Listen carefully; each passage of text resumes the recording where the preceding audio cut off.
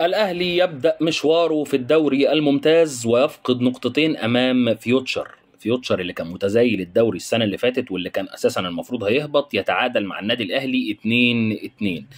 إيه رأيك في أداء ريبيرو مدرب النادي الأهلي؟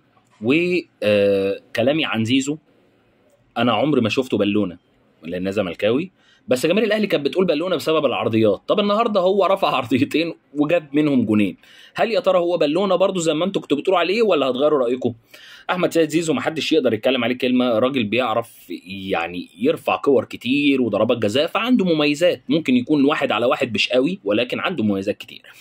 المهم الاهلي النهارده بيبدا بتشكيل غريب، الشناوي بره، قفشه في ارض الملعب، شوط اول سيء جدا جدا من النادي الاهلي ويخرج. بعد كده التبديلات تبدا تحسن شويه، مع ان انا شايف برضو التبديلات مفيش، عدم وجود امام عاشور باين قوي، باين جدا جدا جدا. محمد علي بن رمضان متهيألي ما شفناش منه غير اللقطه بتاعت الهيد اللي جت في العارضه، غير كده مش موجود، مش عارف يعني مستواه بعيد قوي كتير. محمد هاني اول مره احس ان محمد هاني كويس. محمد هاني يعني من اول ما بيقولوا عليه ناشئ، من وهو صغير لغايه ما هو كبر وبيقولوا عليه ناشئ برضه، اول مره نحسه بيلعب ماتش حلو. محمد هاني النهارده جيد جدا. تبديلات الاهلي ما اصفرتش كتير، يعني محمد طاهر نزل ما عملش حاجه.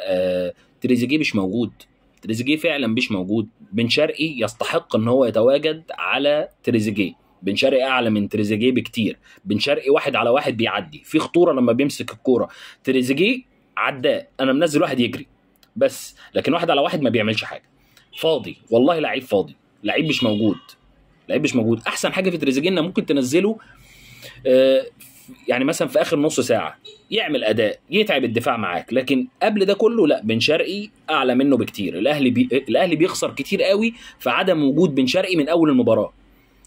مش معنى ان بنقول على تريزيجيه فاضي يبقى هو لعيب وحش، لا، تريزيجيه كان، لكن دلوقتي هو ينزل تبديل، فانت بتخسر يعني مش الفكره في الاسم، الفكره في ان ينزل يعمل حاجه.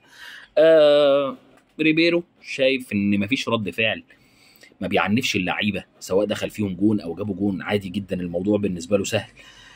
في لقطه بقى خلينا نتكلم عليها، زي ما اتكلمنا امبارح عن جمهور الزمالك واللي عمله في احمد سيد زيزو، تعالوا بقى النهارده نتكلم عن جمهور الاهلي واللي عمله في حسام حسن.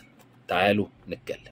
ده كابتن حسام حسن اللاعب السابق للنادي الاهلي، لعب للنادي الاهلي، طبعا جاب جون واحتفل، حقه يحتفل، يعني مش فاهم انت عايز ايه يا جمهور. اول ما خرج سب وشتايم في كابتن حسام حسن، ليه؟ زي ما امبارح اتكلمنا، خلينا بقى نكون حقانيين، زي ما قلنا الزمالك يعاقب على ما صدر منه امبارح، او جماهير الزمالك تعاقب، يبقى النهارده جماهير الاهلي تعاقب على سب اللعيبه، نفس الكلام ونفس الناس. هو ده الجمهور، ده الجمهور، والحق حق ان يتبع، طالما غلطت تتحاسب. يبقى المفروض دلوقتي زي ما امبارح اتكلمنا وحاسبنا جماهير الزمالك، يبقى النهارده نفس الكلام نحاسب جماهير الاهلي، ولابد ان يعاقبوا باقصى عقوبات، نفس الكلام على غلطهم في الراجل خارج بيبكي، الراجل خرج بيبكي. امتى هنبطل العادات السيئه والسب والقصف اللي بيحصل عندنا في الدوري المصري؟ هتقولي بيحصل في كل العالم، اوكي، بس بيوقفوهم، الجماهير بتقف، والجماهير ممكن ما يخشش تاني ويتمنع من دخول الاستاد لما بيقفشوا حد بيعمل كده. احنا عندنا عادي. اتمنى يبقى في رد على ده وعلى ده، ويكون في عدل، والناس تفهم ان ده قصف محصنات، وما ينفعش اشتم اي حد بابوه وامه. اعقلوها شويه،